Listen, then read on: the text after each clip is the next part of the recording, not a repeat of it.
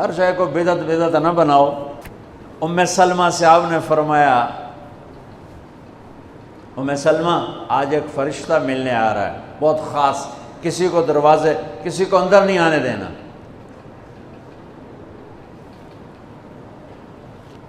حضرت ام سلمہ پیرے پہ کھڑی ہو گئی۔ تھوڑی دیر میں حسین آ گئے، چھوٹے بچے معصوم ابھی، اندر جانے لگے، انہوں نے روک دیا، وہ رونے لگے، وہ روئے تو انہوں نے چھوڑ دیا۔ تھوڑی دیر کے بعد اندر سے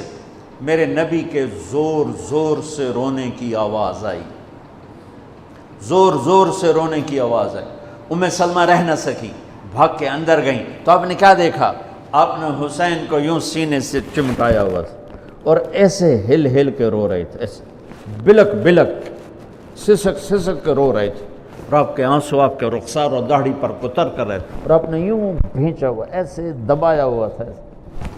تو حضرت ام سلمہ نے کہا میرے ماں باپ قربان یا رسول اللہ، کیا ہوا؟ آپ ایسے تڑپ کے کیوں رو رہے ہیں؟ تو آپ نے روتی آواز میں کہا، بہتے آنسوؤں کے ساتھ، کپ کپاتے بدن کے ساتھ، کہ ام سلمہ یہ فرشتہ جو مجھے ملنے آیا تھا یہ میرے بچے کو دیکھ کر کہہ رہا ہے کہ آپ کی امت اس بچے کو قتل کر دے گی، اور جہاں اس کا خون گرے گا وہ مٹی مجھے دکھائی ہے اس نے، کہ میں اس لیے اس پہ رو رہا ہوں۔ ابھی تو وہ شہید نہیں ہوئے اور رویا جا رہا ہے، تو ہم تو ان کی شہادت پہ روتے ہیں بھائی،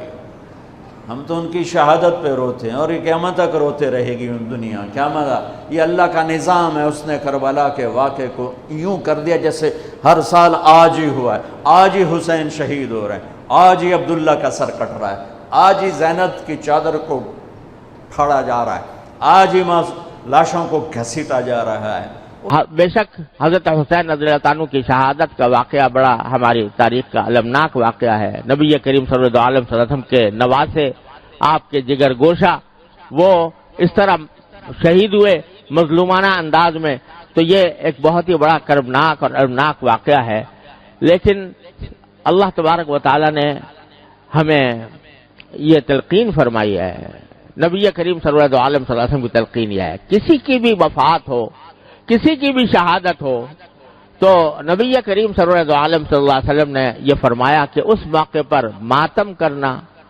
گریبان چاک کرنا، اپنے گالوں کی پٹائی کرنا، اس کو سرکار دو عالم صلی اللہ علیہ وسلم نے ارشاد فرمایا کہ جو ایسا کرے وہ ہم میں سے نہیں ہے۔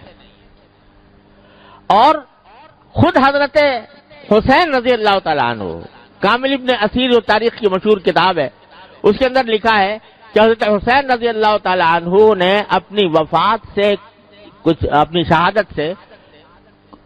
2 روز پہلے یا 3 روز پہلے اپنی بہن حضرت زینب رضی اللہ تعالیٰ عنہ ان کو وصیت کی کہ بہن، یہ الفاظ میری پیاری بہن، یہ الفاظ ہے، میری پیاری بہن اگر میں شہید ہو گیا تو میرے اوپر نہ گریبان چاک کرنا، نہ اپنے گالوں کو مارنا، اور نہ اپنے کپڑے پھاڑنا۔ یہ وصیت فرمائی حضرت حسین رضی اللہ تعالیٰ عنہ۔ لہذا اس قسم کی جو کارروائیاں کی جاتی ہیں وہ نبی کریم صلی اللہ علیہ وسلم کے احکام کی بھی خلاف ورزی ہے، اور خود حضرت حسین رضی اللہ تعالیٰ عنہ کے احکام کی بھی خلاف ورزی ہے۔ یہ بات مناسب اور نصیحت کے انداز میں ان لوگوں سے کہہ دینی چاہیے کہ جو یہ کام کرتے ہیں۔ لیکن یہ بھی ساتھ میں عرض کر دوں کہ بندے کا کام یہ ہے کہ وہ حق کی بات حق طریقے سے، حق نیت سے اور نصیحت کے انداز میں، شفقت اور محبت کے انداز میں پہنچا دے اس شخص کو جو غلط راستے پر ہے۔ لیکن پھر اس کی ذمہ داری ہے کہ وہ حق کو اختیار کرتا ہے یا باطل کو اختیار کرتا ہے۔ انسان کو اس بات کا مکلف نہیں کیا گیا کہ وہ زبردستی دوسرے کو اپنی بات منوائے۔ قرآن کریم کی وہ آیت جو میں نے پچھلے جمعہ میں پڑھی تھی، نبی کریم صلی اللہ علیہ وسلم سے اللہ تبارک و تعالی نے خطاب کر کے فرمایا لست علیہم بمسیطر فذکر انما انت مذکر، نصیحت ضرور کرتے رہیے، آپ نصیحت کرنے والے ہیں، لست علیہم بمسیطر، لیکن آپ ان کے اوپر داروغہ بنا کر نہیں بھیجے گئے کہ زبردستی ان کو ہدایت کے راستے پر لائے ہیں۔ جب کافروں کے بارے میں نبی کریم صلی اللہ علیہ وسلم کو یہ ہدایت دی گئی ہے تو اگر کوئی غلط راستے پر ہیں مسلمان اسلام کا دعویٰ کرنے والے، ان کو بھی محبت پیار سے بے شک سمجھا دو، لیکن کوئی آدمی داروغہ نہیں بنایا گیا کہ زبردستی اس کو مجبور کرے کہ نہیں تم میری بات مانو اور اپنی بات چھوڑو۔ لہذا یہ جو ہمارے معاشرے کے اندر یہ ایک بعض لوگوں کا یہ ذہن بن گیا ہے کہ وہ دوسروں کو اپنے عقیدے کی طرف زبردستی کھینچے، اور اگر کوئی نہیں آتا تو اللہ بچائے لڑائی کے اوپر بھی آمادہ ہو جائیں، مارنے پیٹنے پر بھی آمادہ ہو جائیں۔ اور اسی کی وجہ سے افسوس ہے کہ ہمارے معاشرے کے اندر یہ قتل و غارت گری کا بھی بازار، خاص طور سے محرم کا جب مہینہ آتا ہے تو اس کے اندر لوگ سہمے ہوئے ہوتے ہیں کہ پتہ نہیں کیا ہو جائے گا، اور ایک دوسرے کے اوپر لڑنے مرنے کے لیے تیار ہو جاتے ہیں اور دوسروں کے خون بہانے کے لیے تیار ہو جاتے ہیں۔ ارے یہ تو وہ مہینہ ہے کہ جس کے بارے میں نے شروع میں بتایا کہ کافر لوگ بھی لڑائی اگر ہو رہی ہوتی تھی محرم کا مہینہ کے اندر لڑائی ان کے نزدیک بھی حرام تھی۔ کافر لوگ وہ لڑائی کو اور کشت و خون کو، خون ریزی کو ناجائز سمجھتے تھے۔ اب اگر مسلمان اس محرم کے اندر ایک دوسرے کے گلے کاٹے، ایک دوسرے کے اوپر حملہ آور ہو، یہ بڑا زبردست عیب ہے جو اس قوم کے اوپر لگ رہا ہے۔ اس سے خود بھی بچنے کی ضرورت ہے اور دوسروں کو بھی بچانے کی فکر چاہیے کہ اس مہینے کے اندر کوئی لڑائی جھگڑا نہ ہو۔ حق بات کہنا ہر مسلمان کا حق ہے، اور وہ دوسرے تک حق بات پہنچائے پیغمبرانہ طریقے سے۔ پیغمبروں کا طریقہ یہ نہیں ہوتا کہ وہ دوسرے کو گالیاں دے کر دوسروں کے اوپر حملہ آور ہو کر اپنی بات منوائیں۔ پیغمبروں کا طریقہ وہ ہے جو اللہ تعالی نے حضرت موسیٰ علیہ السلام کو سکھایا کہ تم فرعون کے سامنے جا رہے ہو تو قولا لہو قولا لینا، فرعون کے سامنے بھی نرم بات کرنا۔ اب اندازہ لگائیے فرعون سے بڑا گمراہ کون ہو سکتا ہے؟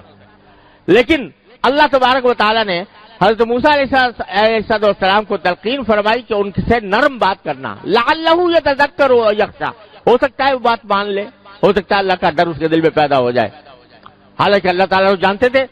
کہ یہ ڈرنے والا نہیں ہے، حد نصیحت ماننے والا نہیں ہے، لیکن فرمایا کہ جو داعی ہے، دعوت دینے والا ہے، اس کے دل میں یہ امید ہونی چاہیے کہ شاید یہ میری بات مان لے، لہذا میں نرم بات کروں۔ سخت کلامی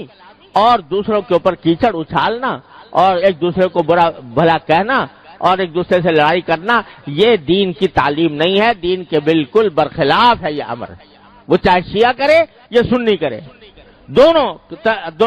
کریں گے تو اللہ کے ہاں پکڑے جائیں گے۔ لہذا اس محرم کے اندر بالکل واضح طور پر یہ سمجھنا چاہیے، پہلی بات تو یہ کہ جو باتیں رسول کریم صلی اللہ علیہ وسلم سے ثابت ہیں بس اس حد تک اپنے آپ کو محدود رکھیں۔ آگے جو باتیں لوگوں نے اپنی طرف سے بنا رکھی ہیں ان سے اپنے آپ کو بھی بچائیں، دوسروں کو بھی بچائیں۔ حق بات حق طریقے سے، حق نیت سے دوسرے تک پہنچا دیں، پھر اس کا معاملہ اللہ کے حوالے کریں۔ اللہ تبارک و تعالیٰ سے ہر ایک انسان کا معاملہ اللہ تعالیٰ کے ساتھ ہے، لیکن مار پیٹ کر لڑائی بھڑائی کر کے دوسرے کے اوپر کوئی اپنا نظریہ تھوپا نہیں جا سکتا۔ اس کا اگر خیال کریں تو انشاءاللہ ہمارے معاشرے میں جو قتل و غارت گری کا بازار گرم ہے وہ انشاءاللہ رفع ہو جائے گا۔ اللہ تبارک و تعالیٰ اپنے فضل و کرم سے، اپنے رحمت سے ہمیں اس محرم کے مہینے کے تقدس کو پہچاننے کی بھی توفیق عطا فرمائے، اس میں جو صحیح اعمال ہیں وہ کرنے کی توفیق عطا فرمائے اور برے کاموں سے بچنے کی توفیق عطا فرمائے۔